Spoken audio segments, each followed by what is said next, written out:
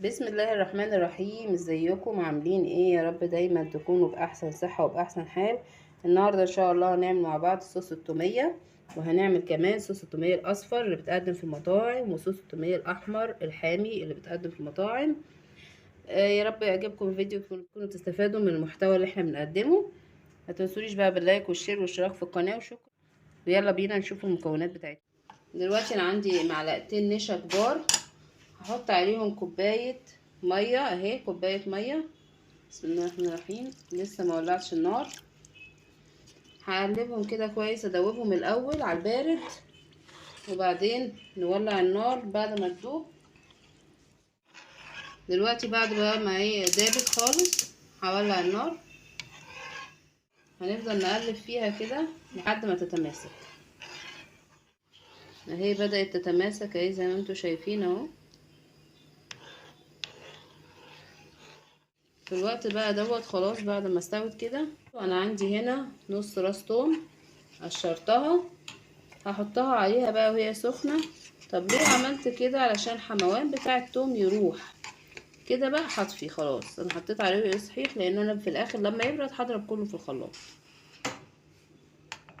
زي ما انتم شايفين انا كده طفيت النار وهسيبها اهي. هسيب، شايفين التوم انا هسيبه بقى كده.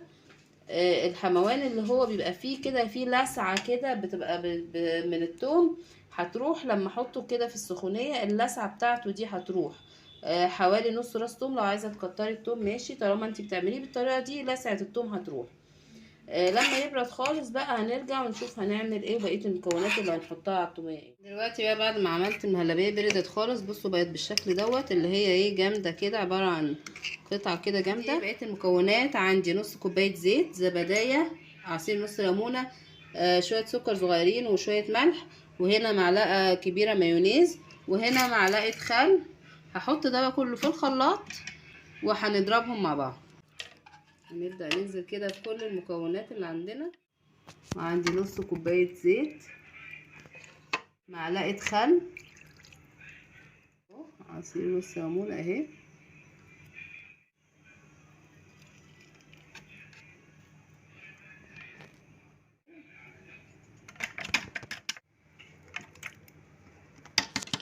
عندي الملح والسكر، عندي معلقة مايونيز بتظبط جدا الطعم. هبدأ بقى كده اضرب كله في الخلاط.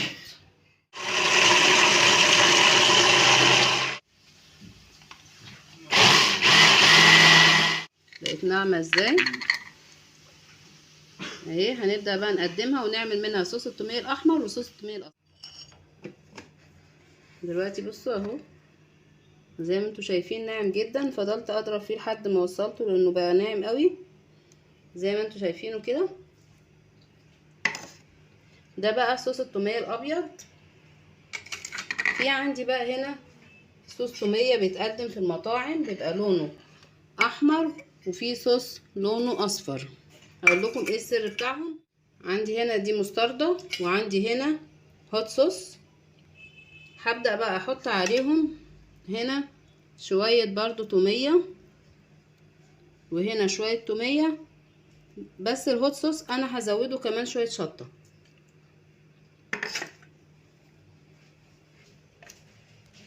هنا برضو هزوده شوية شطة كده وهقلب بقى.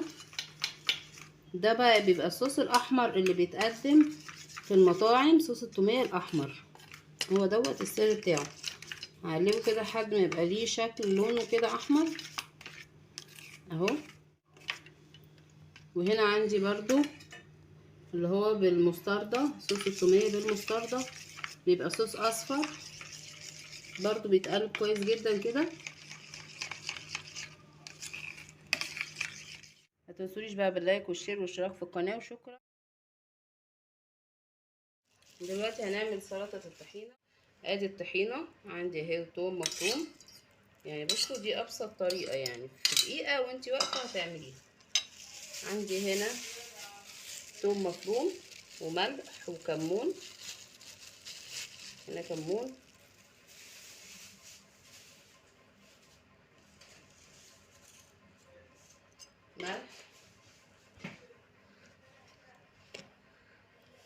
هنا معلقة خل،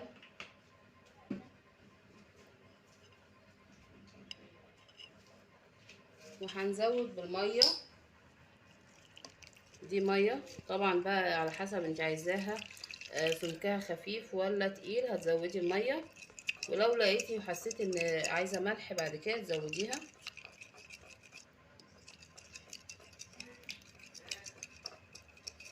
انا بحبها وسط كده، خير الامور الوسط، لا هي تقيلة قوي ولا خفيفة قوي.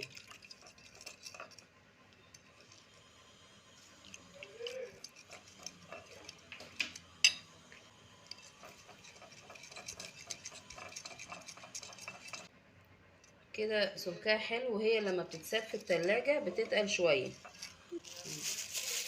هحط لها بقى شوية كمون كده كده، واسيبها بقى بالشكل ده، واقدمها كده بتبقى حلوة جدا. شايفين شكلها ايه؟ بتبقى حلوة جدا جدا على السفرة. وبعدين لما بعملها كده بحطها بعد كده في التلاجة بتتقل شوية. يا رب يعجبكم الفيديو تستفادوا منه. ما تنسونيش باللايك والشير والاشتراك في القناة.